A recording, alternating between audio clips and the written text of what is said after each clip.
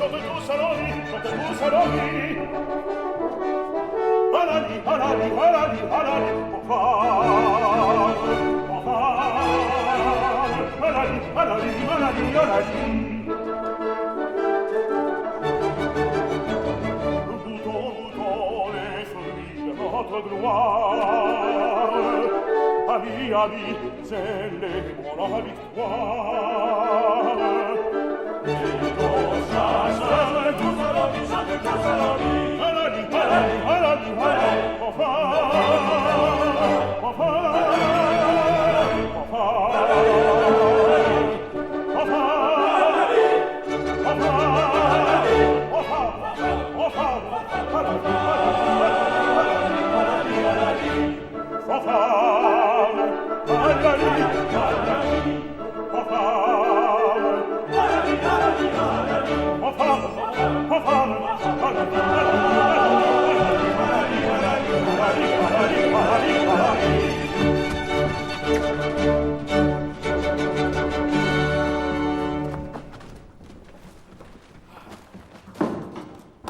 Depuis le temps que je vous dis, mon frère, qu'à la chasse à court, il n'y a ni fusil ni tromblon.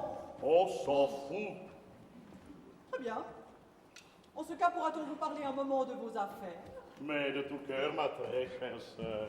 Bien alors, il faut que je vous dise... Bonjour, Sophie. Comment te portes-tu, ma fille?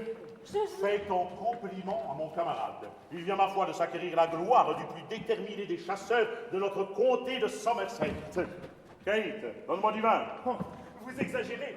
C'est à vous qu'appartient cet avantage. Génie, vraiment, je suis sincère. C'est à toi que je dois aujourd'hui tout le plaisir de cette chasse. Si tu l'avais vu, Sophie, quelle vivacité, quelle ardeur. Oh, mais vous autres femmes, vous vous levez si tard. Non, sans doute, il est bien flatteur pour des femmes d'un certain rang de s'exposer tous les jours à quelques nouveaux accidents, de braver les vents, la pluie. Il est sans doute plus flatteur pour des femmes d'un certain rang de mettre la main dans la chaux et de grimper les fesses à l'air sur des échafaudages garnis de garçons en rite. Ah, allez, suffit, ma sœur. Ordonnez que l'on se dépêche à préparer le dîner plutôt que de jouer les maçons en jupon. Il n'est pas encore midi. Que m'importe. Nous n'avons eu que le temps de faire une petite halte, et grâce à vos soins, la cantine était mal fournie. Allons, les enfants, point de relâche. Le franc chasseur doit être plus rapide que la bête qui poursuit. Allez me mettre les cuisines cul par-dessus tête, et dès demain au point du jour. Demain, mon frère, vous aurez tout le temps de donner vos ordres. Honora, suivez ma nièce dans ses appartements. Monsieur Jones, je me flatte que vous voudrez bien me permettre d'être un moment seul avec mon frère. C'est une tyrannie que ces femelles. Je ne sais ce que celle-ci désire, mais que veux-tu, mon garçon? Il faut contenter le beau sexe. Va-t'en donner un peu par là le coup d'œil du maître. Et regarde donc si notre jeune meute est rentrée en bon état. Allez, va, mon camarade. Je ne tarderai pas à aller te rejoindre. Madame, nous vous laissons la place. À présent, ma très chère sœur, que me voulez-vous dire? J'aurais plus besoin de repos que de raison, mais vous êtes ma sœur et j'en ai pris mon parti. Alors, dites ce que vous avez à me dire, mais dites-le vite. Je veux vous dire, mon cher frère, que vous ne prévoyez rien, que vous ne savez rien, que vous ne voyez ni n'entendez rien. Parbleu, si fait. Je sais que les vins de France seront forcés l'année prochaine, que la race de mes bassets s'abattardit, que la forêt de Galsvoli, si giboyeuse l'année précédente, me donne bien du souci. Mais ce sont là vos plus grandes affaires. Mais je ne veux point en avoir d'autres, moi.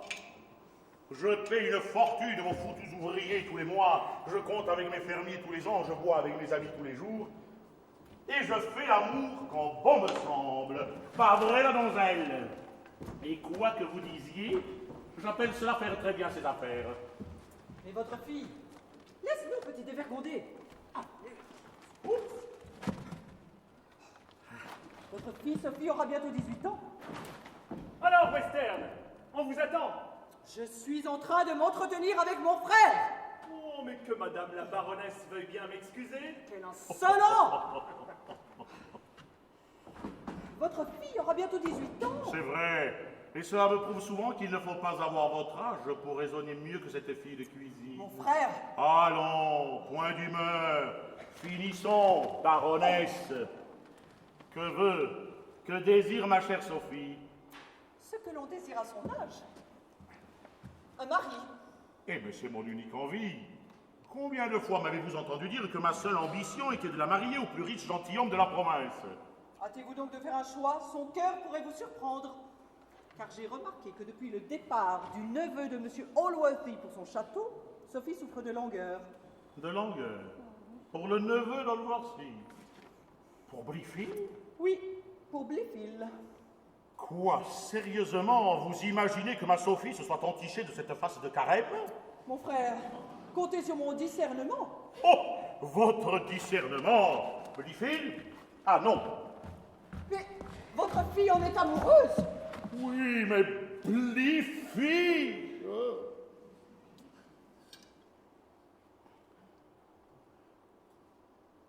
Blifil. Blifil. Pourquoi pas? Il est pourtant mauvais chasseur, gauche, fourbe, toujours suivi d'une étrange odeur. Oh, vous exagérez. Ah si, il sent. Sophie l'aime. Sophie l'aime peut-être, mais il sent. Enfin, c'est un étrange choix, mais j'avoue que Blifil est un homme qui a du bien. De plus, il est le neveu de mon ami Allworthy, comme qui dirait son fils, son unique héritier. Ce garçon-là sera riche, très riche. Ma fille lui veut du bien. Son goût est excellent et je l'approuve entièrement et sans réserve. Voyez ma sœur que je ne traîne pas. Voilà une affaire promptement réglée. Oh là, ami, lâche un peu la truelle et va voir s'il a mis un sorcier chez lui.